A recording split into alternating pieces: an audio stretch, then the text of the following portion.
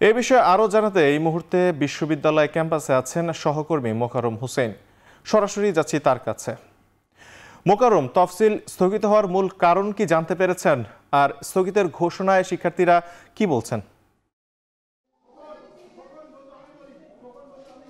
তারেক, আজকে বেগম রোকেয়া বিশ্ববিদ্যালয় কেন্দ্রীয় ছাত্র সংসদ নির্বাচনের যে মনোনয়ন ফর্ম, তফসিল অনুযায়ী মনোনয়ন ফর্ম বিতরণের শেষ দিন ছিল। শেষ দিনে বেশ কিছু শিক্ষার্থী মনোনয়ন ফর্ম সংগ্রহ করেছিলেন এবং মনোনয়ন ফর্ম সংগ্রহ করার শেষ দিকে অর্থাৎ 4টার দিকেও কিছু শিক্ষার্থী মনোনয়ন ফর্ম জমা দিতে গিয়েছিলেন।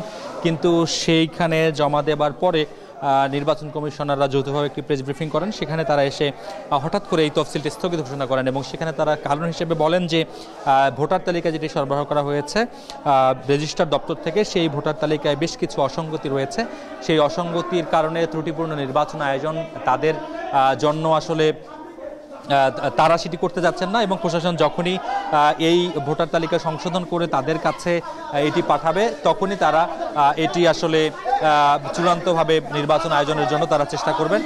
এরপরে এর আগে যত কার্যক্রম আছে তফসিলের সেটি তারা আসলে স্থগিত ঘোষণা করেছেন।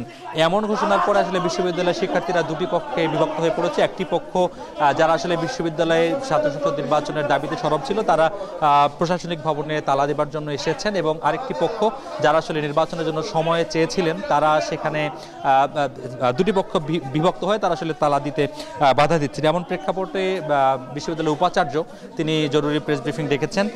সেখানে তিনি আসলে পরবর্তী নির্দেশনা জানাবেন বলে আমাদের ধারণা।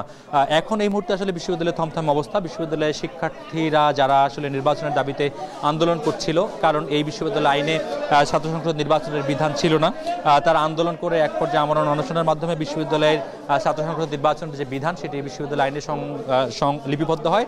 এরপরে আসলে 2 দফায় তফসিল দেওয়া হয়। প্রথম দফায় তফসিল দেওয়ার পরে নির্বাচন কমিশন দায়িত্ব গ্রহণ করেননি, যার ফলে দ্বিতীয় দফায় আবারও তফসিল নির্বাচন কমিশন পুনর্গঠন করা হয় এবং সেখানে আসলে প্রথম তফসিলে 29 ডিসেম্বর ভোট গ্রহণের তারিখ নির্ধারণ করা হয়।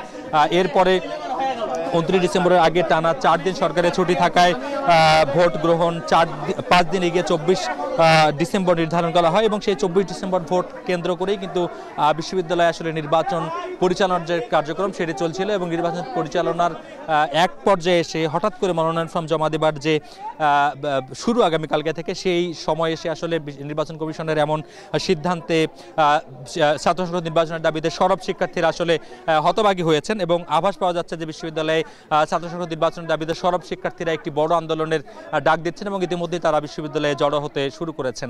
এই ছিল তারিখে এই মুহূর্তে বেগম রোকেয়া বিশ্ববিদ্যালয় থেকে ছাত্র সংসদ নির্বাচনের সবশেষ খবর।